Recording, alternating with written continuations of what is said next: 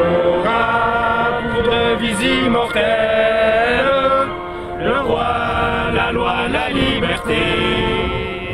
Aura pour devise immortelle le roi, la loi, la liberté. Le roi, la loi, la liberté. Le roi, la loi, la liberté. La Carolo Cup a battu son plein tout ce week-end dans les installations du Sporting au Bois Planté. L'occasion d'inaugurer en grande pompe la toute nouvelle balustrade du CCFoot Charleroi. Donc c'est des panneaux de 1,20 m de haut, légèrement inclinés, donc sur 2 mètres de long. Et c'est une barrière officielle reconnue par l'IBSA. Donc c'est des barrières avec lesquelles on joue donc, les Coupes d'Europe et les championnats du monde. Alors c'est pas les barrières gonflables comme on avait déjà vu par le passé? Non, par le passé nous avions fait un crowdfunding et nous avions obtenu donc une barrière gonflable, mais elles ne sont pas reconnues officiellement. Et pour attirer ce genre d'équipe, bien sûr il faut une barrière officielle, sinon on ne viendrait pas jusqu'ici.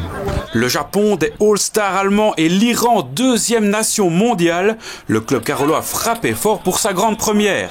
Sous l'œil de Kaver Rezai, les impressionnants Iraniens ont d'ailleurs déroulé en ouverture de tournoi 6-1 devant Charleroi. On voulait terminer la saison avec un très gros tournoi, en tout cas avec des ténors du CCFoot au niveau mondial. Donc on a invité l'Iran qui est quand même médaille d'argent des derniers Jeux paralympiques et vice-champion asiatique. Et puis le Japon qui est aussi 9e nation mondiale et organisateur des JO 2020. Donc oui, on perd 6-1, c'est lourd comme défaite. Mais je crois qu'on n'a vraiment pas été ridicule parce qu'on a eu des occasions, on les a aussi malmenés. Et au final, on arrive quand même à marquer un but. Et je pense qu'on aurait pu aussi en mettre encore un ou deux en plus. Donc voilà, on ne regrette pas la défaite parce qu'on sait bien que l'Iran est d'office plus fort que nous. De l'expérience, le club en a accumulé tout au long du week-end car cette Carolo Cup s'est révélée une organisation d'envergure. Ça fait déjà quelques jours, plusieurs jours et même plusieurs semaines dont on prépare ce tournoi.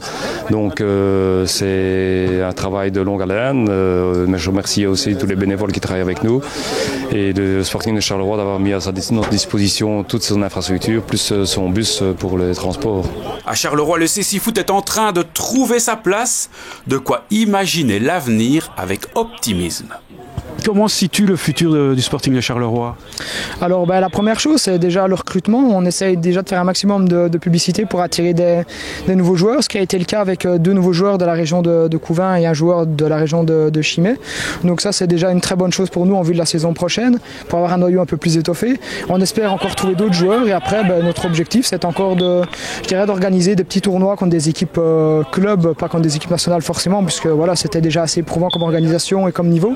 Mais en tout cas, voilà, on essaiera de refaire ça avec des équipes clubs.